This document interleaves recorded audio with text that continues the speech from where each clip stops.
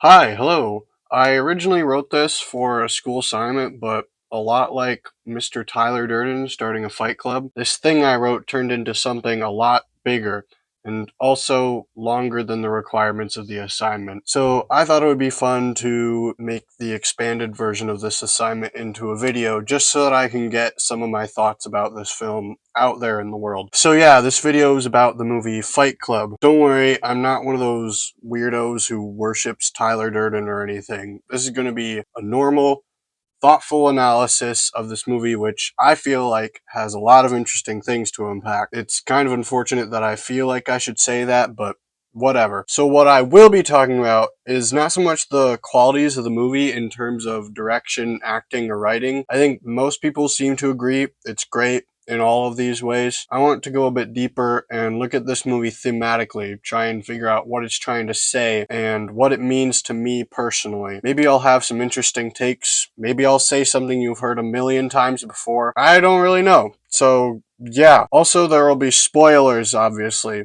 You really should not watch this video if you haven't seen the movie. So at the beginning of the movie, Edward Norton's unnamed character, credited as the narrator, is kind of in a trance, controlled by his job, his fancy furniture he likes, and with no real purpose or goal in life. Although I definitely don't have it to this extent, I find this feeling of disconnection and aimlessness pretty relatable. I often feel like I'm not part of actual reality, as if I'm kind of drifting through and questioning the purpose of what I'm doing. And this movie really captures that feeling really successfully and realistically. I also have trouble sleeping sometimes, so that's pretty neat. He expresses this feeling of emptiness at first by faking his way into therapy circles, pretending like he's dying of prostate cancer, just so that he can give someone a hug and cry. It turns out there's a lot of hurt and sadness in him, and he just didn't have anyone to share it with before. I think you can examine this from a few different angles. For one, this could be commenting on how men are infamously bad at expressing their feelings and often close themselves off emotionally. This is a guy who's never expressed his emotions,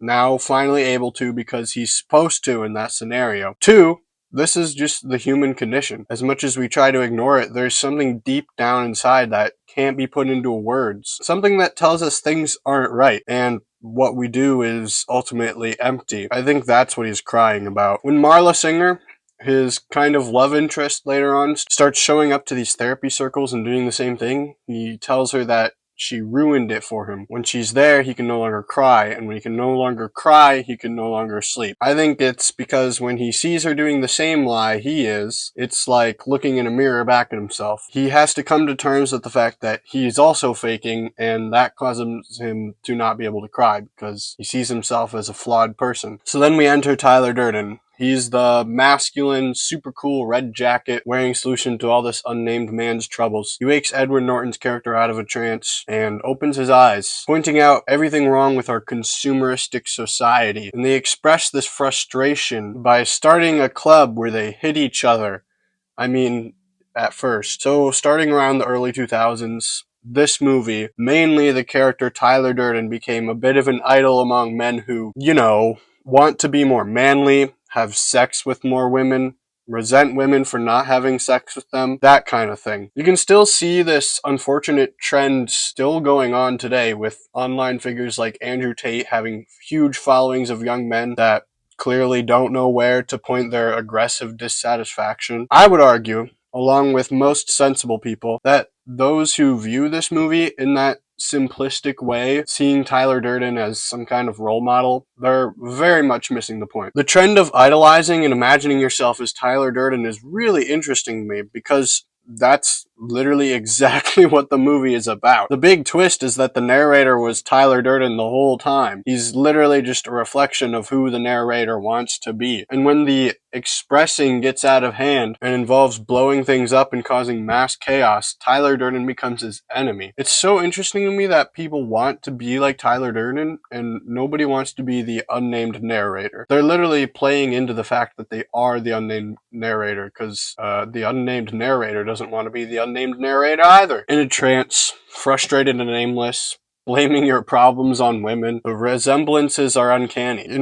I've been pointing my finger and saying them too much. We are the unnamed man. All genders alike. This broken world is dissatisfying and frustrating. We want to have the answers like Tyler Durden. We want to be someone who's figured it out. That's why people fall into cults. That's why people get heavily into political parties. I could go on and on. This movie is about lost people trying to find fulfillment in things that ultimately don't fulfill them. And what's even more baffling and mind-rattling is that Tyler Durden is kind of right, as in like he has a right to be angry. I think this quote from Tyler sums up his/my feelings pretty well. God damn it, an entire generation pumping gas, waiting tables, slaves with white collars.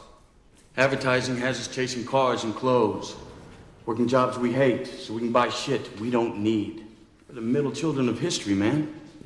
No purpose or place. In our society, we're lied to from the very day that we're born that money will solve our problems, that having a job will solve our problems, but really these goals are nothing. They're meaningless. I think this quote from the book of Ecclesiastes voices the same despair that Tyler Durden / the narrator has. When I surveyed all that my hands had done and what I had toiled to achieve, everything was meaningless, a chasing after the wind. Nothing was gained under the sun. The question is whether Tyler Durden's way of aiming this anger is correct. I think morally, logically, having an underground fight club where men beat the crap out of each other just isn't a good idea. But obviously it turns into more. Project Mayhem is where they target corporate businesses, destroy meaningless objects to cause hysteria, and make a statement. Another amazing movie directed by David Fincher that I could probably talk about a lot as well is Sevenin, which is about a serial killer who bases his horrific murders off the 7 sins to illustrate how terrible humanity is, basically. And I guess Tyler Durden does the same thing. By destroying corporate property, he causes everything to go nuts, illustrating how much we rely on large companies to tell us what to do. I wonder if this is actually Tyler wanting to fix the world, or if Tyler is using Project Mayhem as an excuse to try and get rid of this feeling of emptiness and being lost in life. He's thinking that destroying the corporations that controlled his life will make things better. Unfortunately, the truth is that it